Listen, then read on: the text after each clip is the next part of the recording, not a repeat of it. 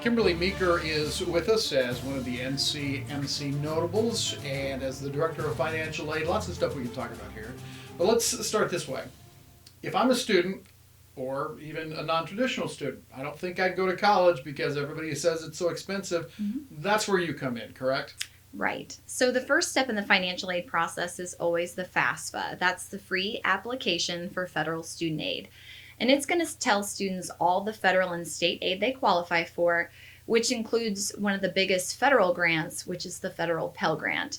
And maximum for the current year is $6,195 for a year. So that's quite a bit of money to help students return to college. Say that again, how much money?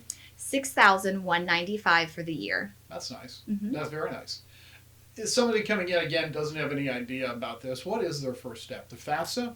Yes, the FAFSA is the first step, and that they can send that to several institutions, and then the institution will send them out an award letter or request further documentation if verification of their FAFSA is required. In this day and age, I'm sure it's easy to find that online, but is the online version the kind you can fill out? Yes, definitely want to complete the FAFSA online if you're able to. It's a lot quicker processing time, and it's available at FAFSA, F-A-F-S-A, .ed.gov. You want to make sure you're always on a .gov site. There are some sites out there that don't end in .gov, and they try to charge students, so the FAFSA should always be free. All right, great. And again, is there a deadline here for the upcoming year or for this year? Yes, so the current FAFSA is the 1920 FAFSA, and that's applicable to the current fall semester we're in, the spring of 20 and the summer of 20.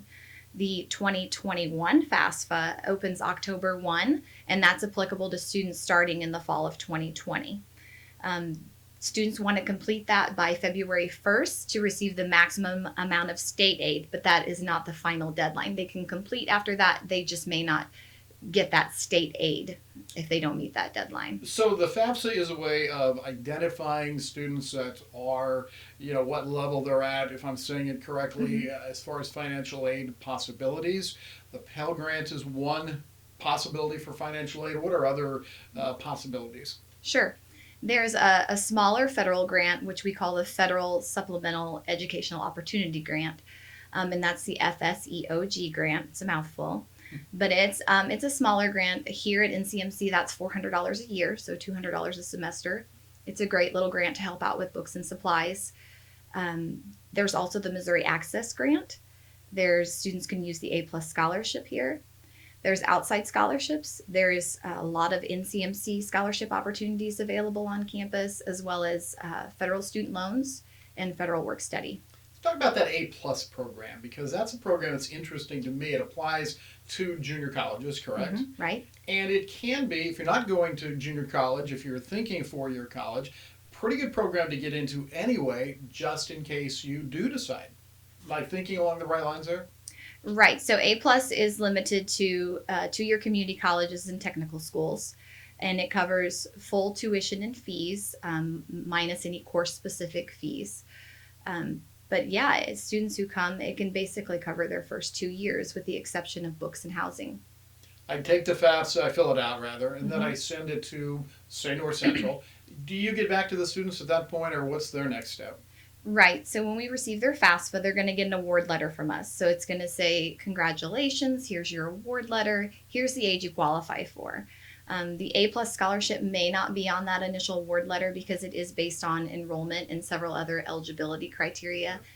So once we're able to check that and calculate their award, they can see that on future award notifications.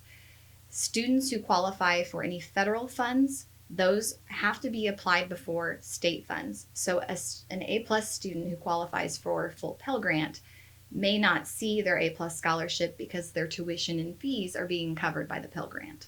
Something that you would like people to know about financial aid in general? One of the most important things is that students think if they're not full-time, 12 credit hours or more, then they can't receive A+. And that is not true. A student can come here and take half-time load of 6 credit hours or even one class and potentially qualify for some Pell Grant or FSEOG grant. So there's always aid options available regardless of the course load you're thinking about pursuing. Kate, I want an honest answer to this, okay? Sure. Is it fun giving away people's money? Is it fun to give out money? Well, it is, financial aid is taxpayer dollars, Okay. so we're pretty strict with how we hand it out, but we're always there to help. And yes, we like to see students be able to attend and cover their costs and succeed. How did you get into this business?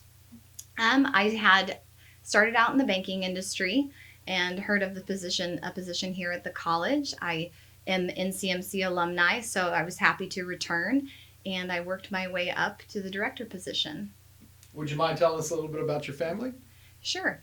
I have a husband and have been married for 15 years. I have 2 daughters who are soon to be 9 and 13. We live right here in Grundy County. We're both born and raised here. I graduated from Grundy R5 High School, and again, NCMC alum, and have my bachelor's, and my husband graduated from Trenton. Kimberly Meeker, thank you, the Director of Financial Aid. Thank you for being with us. She is one of the North Central notables.